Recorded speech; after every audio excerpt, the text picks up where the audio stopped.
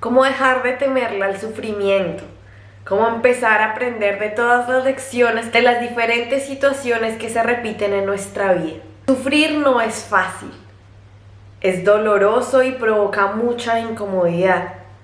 Sin embargo, de las mayores pruebas que hemos atravesado en toda nuestra vida, tal vez son las que más nos han enseñado a ser más valientes y a ser más fuertes. Pero requiere un reconocimiento de ese dolor, requiere una resiliencia para querer superar las adversidades. ¿Cómo podemos hacerlo más fácil para que no tengamos miedo de que nos hagan daño? Lo más importante de todo es comprender de dónde viene nuestro sufrimiento, por qué sufrimos, qué es lo que causa. ¿Hay algunas situaciones que me provocan más dolor que otras? ¿Por qué tiendo a repetir las mismas circunstancias en toda mi vida? El entender esto es entender realmente nuestras emociones y nuestro subconsciente. Y comprender que el sufrimiento siempre es una reacción a algo. No es un sentimiento original, sino es una cadena o una reacción en cadena sobre alguna situación que tenemos guardada en nuestra memoria. Desde pequeños hemos estado en una sociedad en la que, dependiendo de la familia en la que nazcamos, pues había ciertas emociones que no eran bien recibidas. Muchas veces las emociones que no son tan bien recibidas son emociones que causan un poco de conflicto, como la rabia, la ira, el dolor o el miedo, porque nosotros reaccionamos de forma a veces impulsiva o agresiva. Entonces, desde que éramos pequeños, no se nos permitió esa libertad de demostrar cualquier emoción que sentíamos, porque éramos catalogados como personas malas. Es decir, si yo actúo mal, quiere decir que soy una mala persona. Y conforme vamos creciendo y avanzando dentro de nuestra sociedad, nos damos cuenta que esas emociones a las que una vez se nos catalogaron como negativas, poco a poco las fuimos omitiendo o simplemente las fuimos ignorando, porque consideramos que realmente eran negativas y que no tendrían ningún uso. Esos patrones mentales hacen que nosotros no podamos entender la totalidad de nuestras emociones, que las emociones simplemente están ahí para mostrarnos la interacción que tenemos con el mundo exterior y con nuestro subconsciente, las memorias que hemos adquirido, las creencias que hemos guardado de diferentes circunstancias y los modelos de pensamiento que nos han sido impuestos también. Entonces, cuando ya somos adultos y enfrentamos situaciones que nos cuesta mucho comprender, que no aceptamos muy fácilmente, esas situaciones nos provocan más dolor que cualquier otra. ¿Pero de dónde viene? ¿Por qué realmente siento tanto dolor y otras personas con la misma situación puede que no sientan lo mismo? Todos nosotros observamos la realidad desde un telescopio y ese telescopio hace que la realidad sea un poco distorsionada, porque las palabras no son las cosas. Es decir, lo que yo veo a través del telescopio, a pesar de que lo vea muy claro, no son la cosa misma que estoy observando. Y como hay una distorsión, un muro dentro de la realidad y mi percepción, ese muro puede albergar muchas malinterpretaciones de lo que realmente existe. El problema es cuando nos identificamos con ese telescopio. Es decir, yo pienso que la realidad es realidad porque es lo que el telescopio me dice. Entonces yo le creo absolutamente todo al telescopio. Pero hay una parte de nosotros impermanente que hace parte de la conciencia de Dios, de la naturaleza, del éter, del cosmos, que no perece. Y cuando hacemos silencio, esa parte y ese observador es el que entiende las cosas no como si él fuera la misma cosa. Hay una observación objetiva. Vamos a poner un ejemplo. Julio tuvo una discusión con su jefe esta mañana, pero Julio tiene un problema con la autoridad desde que es pequeño y le cuesta recibir órdenes de manera positiva. Su jefe le habla y le da una orden, puede que no en el tono correcto o en el tono que él esperaría, pero el simple hecho de ser una orden activa en Julio una reacción de estar a la defensiva, porque como inicialmente él tiene un problema con la autoridad, cualquier orden o algo que se le parezca va a ser mal recibido porque tiene un conflicto con eso. No es lo mismo que María, que ha sido una persona educada en tener buenas maneras y ser muy obediente, le dan la misma orden su jefe, pero ella no reacciona de la misma forma a pesar de que haya sido el tono y la orden igual a la que le dieron a Julia. ¿Cuál es la diferencia entre estas dos circunstancias? La percepción de la realidad. Así sucede con todo.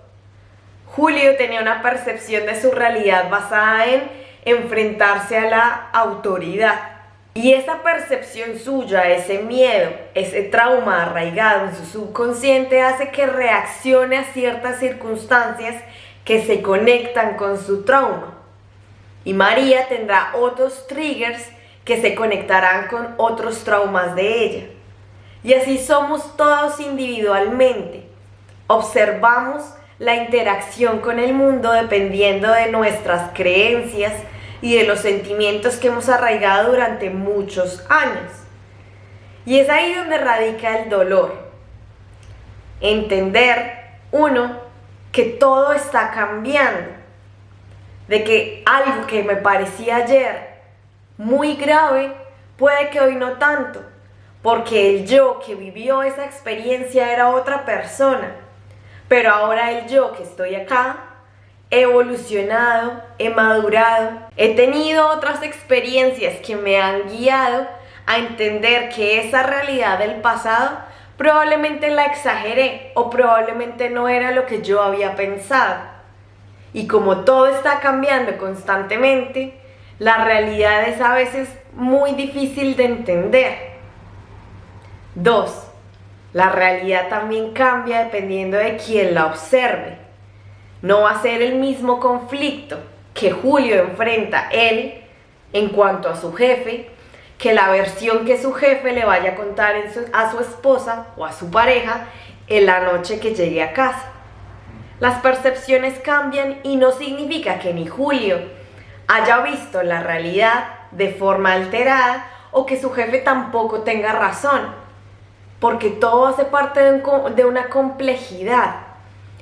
Todas circunstancias siempre tienen muchas visiones, y al entender esas visiones podemos reducir nuestro sufrimiento, porque observamos a través de ese observador consciente qué es lo que está pasando en mi cabeza, qué es lo que estoy sintiendo y qué es lo que estoy proyectando a través de esta ofensa o a través de este dolor. Una de las mejores formas para poder lidiar con el sufrimiento y sobre todo aprender de él es la observación. El silencio a través del que yo ya no estoy murmurándome al oído que soy la víctima, sino entendiendo de qué pensó el otro, cómo se dieron las circunstancias, en qué contexto estaban, en qué mood o qué humor, qué genio tenía yo ese momento en el que yo estaba pasando por esa situación, qué estaba pasando por mi cabeza, qué emociones estaba sintiendo, porque todo eso, como en el telescopio, van a ser alteradores, como si fueran estas láminas de colores que tú le pones a los lentes y alteran el color de lo que estás viendo. Entonces yo tengo un lente que dice que las personas de cierta parte de la tierra, de cierto país, son delincuentes o tienen que ser un poco más violentas porque mi creencia es esa. Y entonces ya estoy poniendo un lente sobre la realidad. Y ese lente ya no me está permitiendo ver lo que es, sino ya tengo un filtro en el que yo estoy observando la realidad.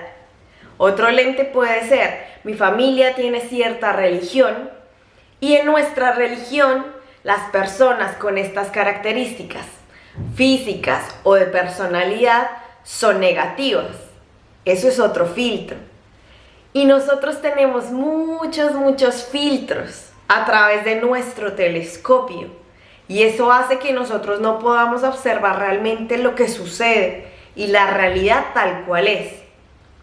Una vez empecemos a dominar nuestra cabeza y empezar a practicar el silencio, la meditación, la forma en la que nuestros pensamientos no nos van a llevar como olas, sino nosotros vamos a ser los que observan esos pensamientos sin identificarnos con ellos, vamos a ver poco a poco cómo esas visiones o esos lentes se van a ir desapareciendo.